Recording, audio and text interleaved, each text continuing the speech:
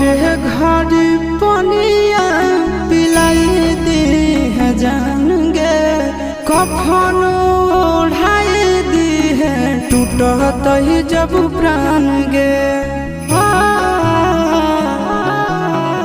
मोरे घर पनिया पिलाई दी है जान गे, कफन ओढ़ाई दी है टूटत ही जब प्राण गे। हगे हमारा से तोरा जाती प्यार होता भेंट साक्षात कर लगे। हगे सोनाया रावा हो भरती पाटनवा में आके